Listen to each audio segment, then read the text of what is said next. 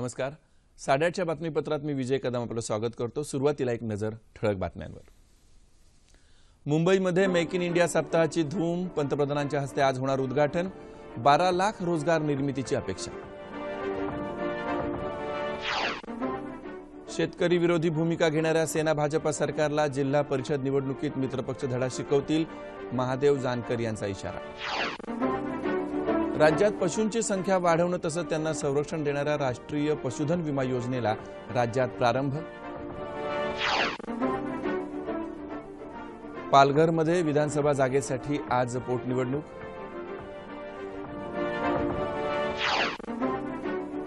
दक्षिण आशियाई क्रीडा स्पर्धेत हॉकीमध्ये पाकिस्तानची भारतावर मात. आणि रांची इथं झालेल्या दुसऱ्या T20 क्रिकेट सामन्यात भारताचा श्रीलंकेवर दणदणीत विजय. मालिकेत 1-1 अशी बरोबरी. नमस्कार. आणि आता सविस्तर वृत्त. पंतप्रधान नरेंद्र मोदी यांच्या हस्ते आज मुंबईत मेक इन इंडिया सप्ताहाचं उद्घाटन होणार आहे. वांद्रे कुर्ला संकुलातल्या MMRDA मैदानात प्रदर्शन केंद्राचं उद्घाटनही ते करतील. स्वीडन आणि फिनलँडच्या पंतप्रधानांसह अनेक मान्यवर या सोहळ्याला उपस्थित राहणार आहेत. आंतरराष्ट्रीय स्तरावर देशाची प्रतिष्ठा वाढवण्यासाठी हा सोहळा मैलाचा दगड ठरणार आहे. या सोहळ्यात सुमारे 1500 परदेशी कंपन्या, 52 देशांचे प्रतिनिधी, 17 राज्यांचे प्रतिनिधी, 12 मुख्यमंत्री, 13 केंद्रीय मंत्री, 5000 शिष्टमंडळ आणि 8000 उद्योजक सोहळ्यात सहभागी होतील. या कार्यक्रमाच्या आयोजनामुळे राज्यात 4 लाख कोटीहून अधिक रुपयांची गुंतवणूक होणं अपेक्षित आहे, तर 12 लाख रोजगार निर्मिती होणं अपेक्षित आहे. बंदरे, उद्योग, पायाभूत सुविधा यासारख्या क्षेत्रात मोठ्या प्रमाणात गुंतवणूक वाढून देशाच्या विकासाला मदत होणार आहे. पंतप्रधानांच्या दृष्टीनं मेक इन इंडिया हा महत्वाकांक्षी प्रकल्प असल्यानं त्याचं आयोजनही दिमागदार करण्यात येत आहे. या कार्यक्रमासाठी सुमारे 27 भव्य सभागृह उभारण्यात आलेत. उच्चस्तरीय प्रतिनिधी, राजकीय नेते, विधितज्ञ, उद्योजक यांना पंतप्रधान संबोधित करणार आहेत. संध्याकाळी वरळीतील नॅशनल स्पोर्ट्स क्लबमध्येही पंतप्रधानांचा कार्यक्रम होणार आहे. यासह मेक इन इंडिया अंतर्गत अनेक कार्यक्रम होणार आहेत. 18 फेब्रुवारीपर्यंत चालणाऱ्या मेक इन इंडिया सप्ताहात महाराष्ट्र वस्त्रोद्योग विभाग आणि दिल्ली मुंबई औद्योगिक कॉरिडॉर अशा विविध महत्त्वाच्या विषयांवर चर्चासत्र, सांस्कृतिक कार्यक्रमांसह इतरही अनेक कार्यक्रमांची रेलचेल असणार आहे.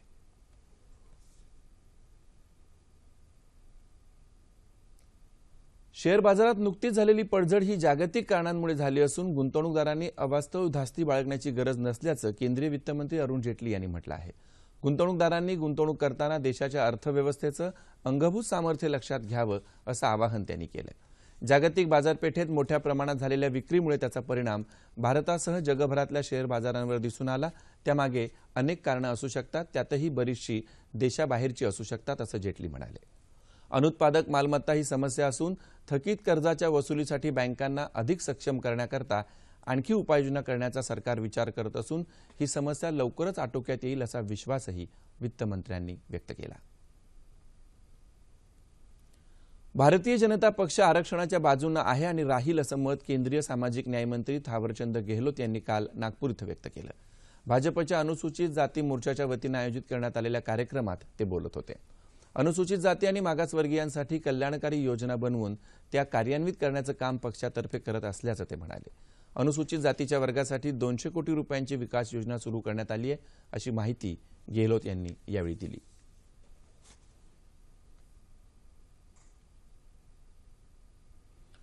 दुष्काळग्रस्तांसाठी केंद्र सरकारनं जो निधी दिला आहे त्याचं वाटप करताना राज्य सरकार स्वतःचे नियम लावत असल्यानं राज्यातल्या 24,000 गावांना अनुदानापासून वंचित राहावं लागलंय असा आरोप विधानसभेचे विरोधी पक्षनेते राधाकृष्ण विखे पाटील यांनी केला. बुलडाणा इथं आयोजित पत्रकार परिषदेत ते काल बोलत होते. दुष्काळग्रस्तांना मदत करण्याबाबत सरकारची अनास्था दिसून येते आणि प्रशासनही संवेदनशील नाही. त्यामुळे दुष्काळी भागातील लोकांचं शहरी भागाकडे मोठ्या प्रमाणावर स्थलांतरण होतंय असं ते म्हणाले. मेक इन इंडियाच्या कार्यक्रमाला हजारो कोटी रुपये खर्च करण्यासाठी सरकारकडे पैसे आहेत, पण दुष्काळग्रस्तांना मदत करायला पैसे नाहीत अशी टीका विखे पाटील यांनी केली आहे.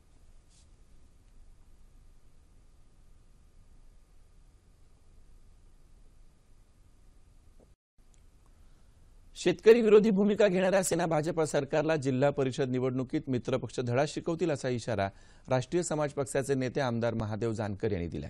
सांगली जिल्ह्यात मणेराजुरी इथं आयोजित दुष्काळग्रस्तांच्या पाणी परिषदेत ते काल बोलत होते. स्वाभिमानी शेतकरी संघटनेचे अध्यक्ष खासदार राजू शेट्टी अध्यक्षस्थानी होते.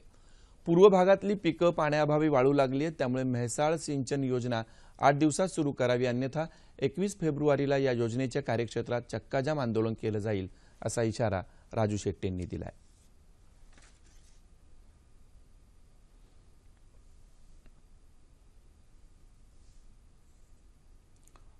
राज्यात पशूंची संख्या वाढावी तसंच पशूंना संरक्षण देता यावं या उद्देशानं सुरू करण्यात आलेल्या राष्ट्रीय पशुधन विमा योजनेचा प्रारंभ कृषी तसंच पशुसंवर्धन विकास मंत्री एकनाथ खडसे यांच्या हस्ते काल बुलढाण्यात झाला.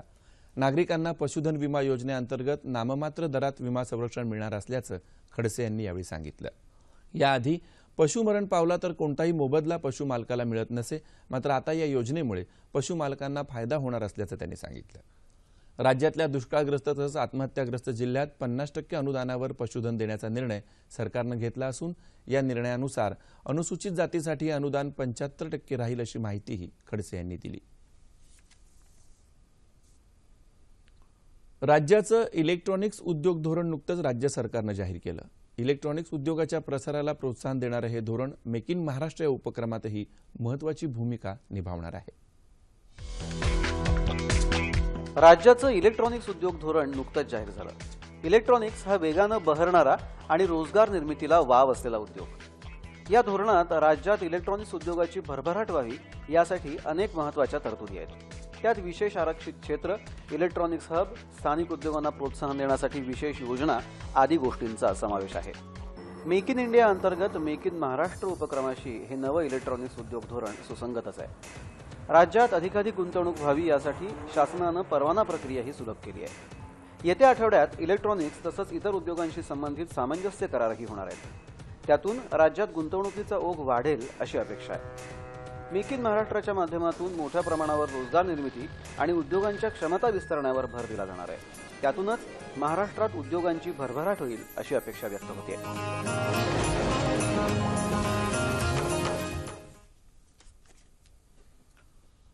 पालघर विधानसभेच्या पोटनिवडणुकीसाठी आज मतदान होत असून 2,47,596 मतदार आपला मतदानाचा हक्क बजावणार आहेत. शिवसेनेच्या कृष्णा घोडा यांच्या निधनामुळे ही पोटनिवडणूक होत असून शिवसेना भाजपनं अनिल घोडा यांना उमेदवारी दिली आहे. गेल्या निवडणुकीत अवघ्या 515 मतांनी पराभूत झालेले राजेंद्र गावित काँग्रेस राष्ट्रवादी काँग्रेसचे उमेदवार म्हणून पुन्हा रिंगणात आहेत.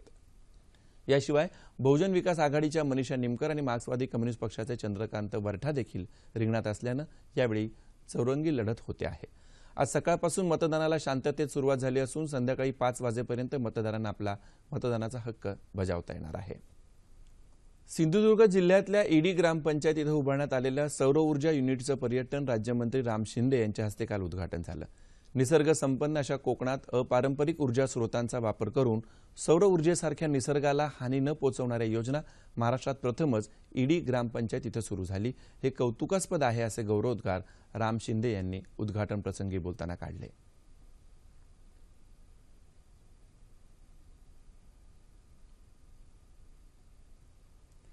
ग्रामीण विकासात समुदाय रेडिओची भूमिका महत्त्वाची असून महिला सक्षमीकरण, आरोग्य, कृषी क्षेत्रातले नाविन्यपूर्ण प्रयोग स्थानिक लोकांपर्यंत पोहोचवण्यासाठी रेडिओ हे प्रभावी माध्यम आहे असं मत Commonwealth educational media centre for एशियाचे माजी संचालक डॉ. आर. श्रीधर राममूर्ती यांनी व्यक्त केलं आहे. जागतिक कम्युनिटी रेडिओ दिनानिमित्त जळगाव इथल्या उत्तर महाराष्ट्र विद्यापीठात काल 2 दिवसीय राष्ट्रीय परिषदेचं राममूर्ती यांच्या हस्ते उद्घाटन झालं, त्यावेळी ते बोलत होते.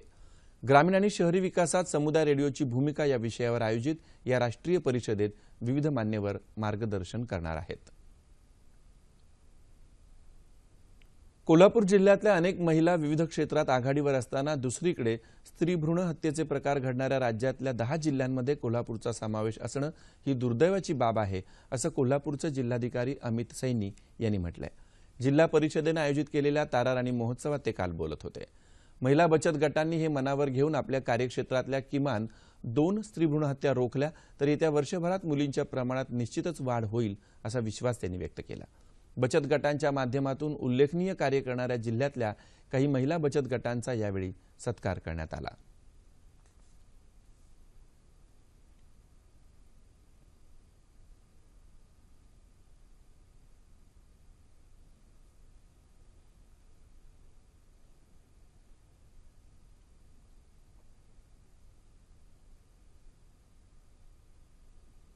दक्षिण आशियाई क्रीडा स्पर्धेत मुलींच्या खो खो संघानं भारताला सुवर्ण पदक मिळवून देण्यात सिंहाचा वाटा उचलणाऱ्या अहमदनगरच्या श्वेता गवळी हिचं काल नगरमध्ये जल्लोषात स्वागत करण्यात आलं। या स्पर्धेत भारतानं साखळी आणि बाद फेरीचे सर्व सामने डावानं जिंकलेत। भारतानं उपांत्य फेरीत श्रीलंकेला तर अंतिम सामन्यात बांगलादेशला नमवून विजय पटकावला। श्वेता गवळीनं केलेल्या कामगिरीबद्दल अहमदनगरवासियांनी ढोल ताशांच्या गजरात तिचं स्वागत केलं।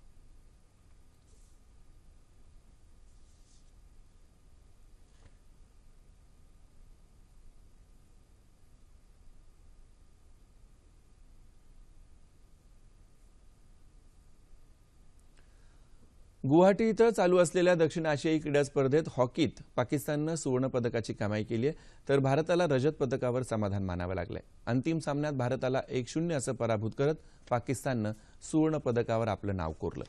या सामन्यात दोन्ही संघांनी बचावात्मक पवित्रा घेतल्यानं पूर्वार्धातल्या शेवटच्या क्षणापर्यंत उत्कंठा वाढली होती। पूर्वार्धात पाकिस्तानच्या अवेसूर रहमाननं भारताविरुद्ध 1 गोल नोंदवून आघाडी घेतली। त्यानंतर दोन्ही संघांकडून एकही गोल झाला नाही। त्यामुळे पाकिस्ताननं भारतावर 1-0 अशी मात करत सुवर्ण पदक पटकावलं। या स्पर्धेत 146 सुवर्ण पदकांची कमाई करत भारत पदक तालिकेत अव्वल स्थानावर आहे।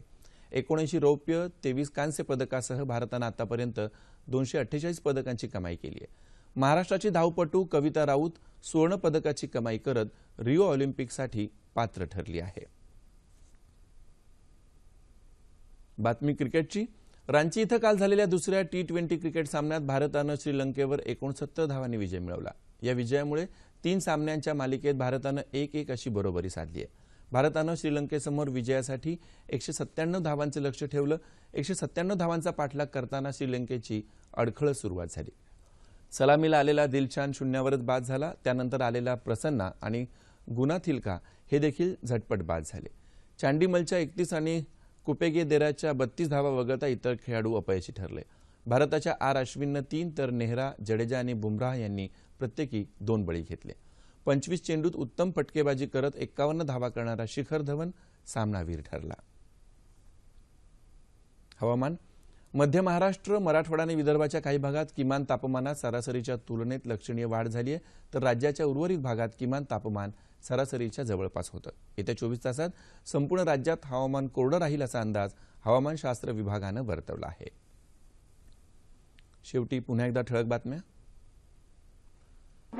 मुंबईमध्ये मेक इन इंडिया सप्ताहाची धूम। पंतप्रधानांच्या हस्ते आज होणार उद्घाटन। 12 लाख रोजगार निर्मितीची अपेक्षा। शेतकरी विरोधी भूमिका घेणाऱ्या सेना भाजपा सरकारला जिल्हा परिषद निवडणुकीत मित्रपक्ष धडा शिकवतील, महादेव जानकर यांचा इशारा। राज्यात पशूंची संख्या वाढवणं तसंच त्यांना संरक्षण देणाऱ्या राष्ट्रीय पशुधन विमा योजनेला राज्यात प्रारंभ। पालघरमध्ये विधानसभा जागेसाठी आज पोटनिवडणूक।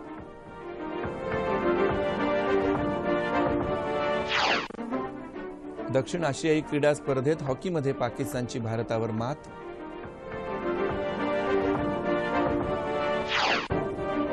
आणि रांची इथं झालेल्या दुसऱ्या T20 क्रिकेट सामन्यात भारताचा श्रीलंकेवर दणदणीत विजय, मालिकेत 1-1 अशी बरोबरी। याबरोबरच हे बातमीपत्र संपलं। पुन्हा भेटूया दुपारी 2:30 वाजता सह्याद्री वाहिनीवर। नमस्कार।